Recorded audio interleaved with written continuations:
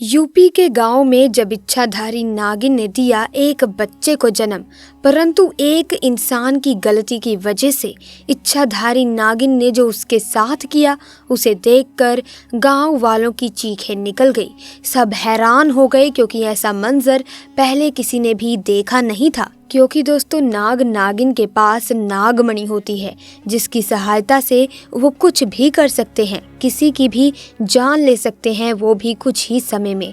तो दोस्तों, जरा सोचिए कि नागमणि में कितनी शक्तियां होंगी, और अगर ये किसी इंसान के हाथ लग जाए तो वो इंसान बहुत शक्तिशाली हो जाता है, जिससे वो जो चाहे वो कर सकता है। लेकिन दोस्तों, नागमणि को कोई भी साधारण इंसान हासिल नहीं कर सकता। ये केवल इच्छाधारी नाग नागिन को कठिन तपस्या के बाद महादेव से प्राप्त होती है, क्योंकि नाग नागिन महादेव शिव को ही अपना आराध्य मानते हैं। उनकी हजारों वर्षों की तपस्या के बाद भगवान शिव उनसे प्रसन्न होकर उन्हें नागमणि भेंट स्वरूप देते हैं, जिन्हें इच्छाधारी नाग नागिन को संभाल कर रखना होता है।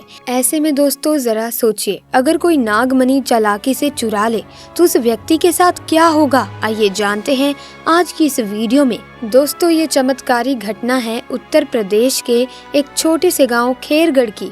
दरअसल ये घटना घटित हुई कार्तिक जी के साथ, जो आज से 5 साल पहले एक साधारण एवं गरीब किसान का जीवन व्यतीत करते आ रहे थे।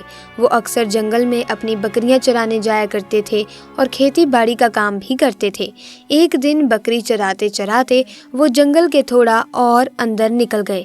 उसी जंगल में एक इच्छाधारी नागिन अपने नाग के साथ एक विशाल पेड़ के पास रहा करती थी।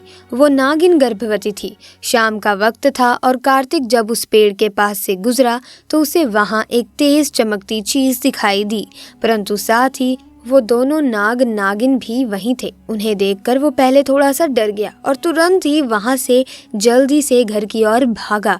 कार्तिक इतना घबराया हुआ था कि उस समय तो उसने पीछे मुड़कर तक नहीं देखा, परंतु उस रात उसके ध्यान में वो चीज जो चमक रही थी वो बार बार आ रही थी। वो इतना तो समझ गया था कि वो हो ना हो बहुत ही मूल्यवान चीज थी, और अगर वो मुझे मिल गई तो मैं भी धनवान हो जाऊंगा।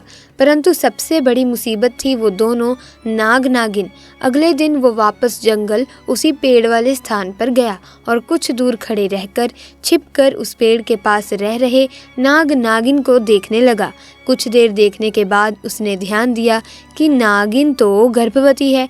वो उस रात घर आकर सोचने लगा कि ये अच्छा मौका होगा, जब नागिन अपने बच्चे को जन्म देगी तभी वो नागमणि चोरी कर लेगा, क्योंकि उस समय तो नागिन कमजोर होगी। बस नाग को मारना होगा। दोस्तों, कहते हैं कि अगर किसी नाग के मुंह की तरफ गोबर मार दिया जाए तो वो अपना होश खो बैठता है। अब कार्तिक हर रोज गोबर लेकर उस विशाल पेड़ के पास छुपकर सही मौके का इंतजार करने लगा। एक दिन वो मौका भी आया जब नागिन अपने बच्चे को जन्म देने वाली थी। तभी चुपके से कार्तिक ने नाग के मुंह की तरफ तेजी से गोबर मारा और फिर एक बड़ा पत्थर उठाकर नाग के सर पर दे मारा और नाग को मार डाला। फिर उसने नागिन और उसके बच्चे को भी मार डाला और उस मणि को उठाकर जल्दी से घर की ओर भागा। परंतु उधर नागिन किसी तरह बच गई थी और बस बेहोश पड़ी थी।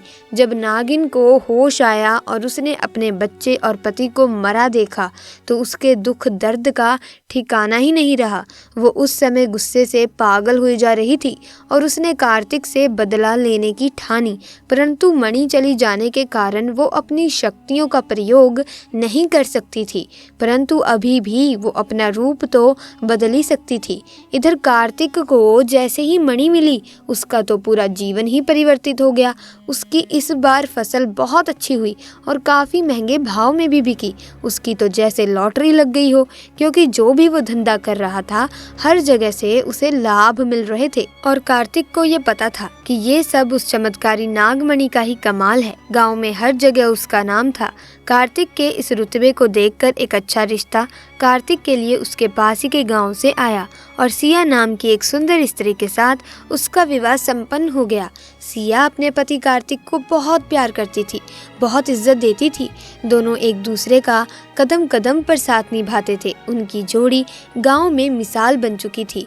उधर नागिन भी एक पुरुष का रूप धारण कर अतुल नाम से कार्तिक के यहाँ उसका मुंशी बन गया और कार्तिक का विश्वास जीतने लगा। कार्तिक भी अतुल के व्यवहार और वफादारी को देख उसे अपने भाई समान ही समझने लगा। एक दिन सिया अपने पति कार्तिक के पास आती है और बताती है कि तुम पिता बनने वाले हो, मैं गर्भवती हूँ। ये सुन कार्तिक की खुशी का ठिकाना नहीं रहा।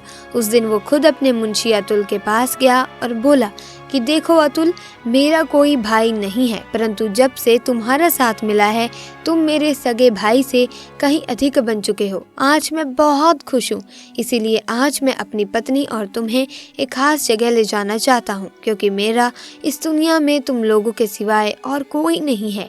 और वो अपनी पत्नी और अतुल को कार में बिठाकर गांव के एक कोने में ले जाकर कार एक छोटी सी कुटिया के सामने रोकता है और बताता है कि जब वो छोटा था तब इसी कुटिया में उसकी माँ की जान उसे जन्म देते ही चली गई थी। उसके पिता तो पहले ही गुजर चुके थे। तब एक बूढ़े बाबा ने उसकी माँ को वहीं दफना दिया था और कार्तिक को उसी बूढ़े बाबा ने पाला था। कार्तिक बताता है कि जब भी उसके साथ कोई बुरी घटना होती है या वो दुखी होता है तो बस वो इसी कुटिया के पास चला आता है। यहाँ उसे एक अनोखे सुकून का एहसास होता है। कार्तिक आगे बताता है कि आज तुम दोनों को मैं इसीलिए यहाँ लाया हूँ क्योंकि तुम दोनों अब मेरी ज़िंदगी का एक अहम हिस्सा बन चुके हो।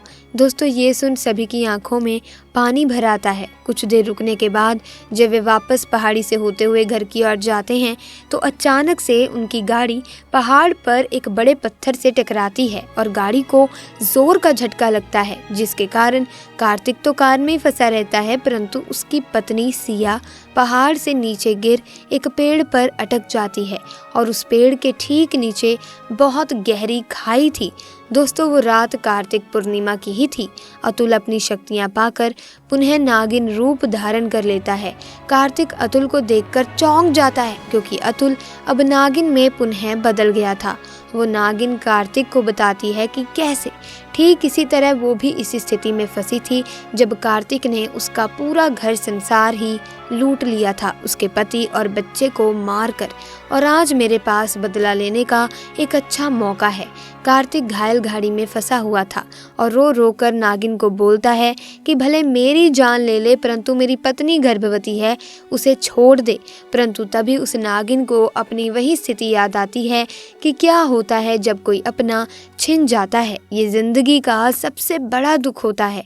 नागिन ने कार्तिक का उसकी पत्नी के प्रति सच्चा प्यार देख उसे माफ कर दिया और उसकी पत्नी को पेड़ से निकाल कर बचा लिया तथा दोनों को हॉस्पिटल छोड़ खुद वापस जंगल में उसी विशाल पेड़ के पास चली गई। जब कार्तिक हॉस्पिटल से स्वस्थ होकर अपनी पत्नी के साथ घर वापस लौटा तो उसे अपनी गलती का एहसास हुआ और उसने जाना कि उसने जाने अनजाने में लालच में आकर कितनी बड़ी गलती करी है। वो नागमणि को लेकर उसी विशाल पेड़ के पास गया और उस पेड़ के पास उस नागमणि को रख फूट फूट कर रोने लगा और शाम को घर वापस आ गया। तो दोस्तों, आज की वीडियो में बस इतना ही। अगर ये घटना आपको अच्छी लगी तो वीडियो को एक लाइक ज़रूर करें, साथ ही वीडियो को शेयर भी करें। और अगर आपने अभी तक हमारे चैनल को सब्सक्राइब नहीं किया तो जल्दी से सब्सक्राइब करके बेल आइकन को प्रेस करें ताकि नए वीडियोस की अपडेट आपको मिलती रहे। आपका बहुत बहुत धन्यवाद।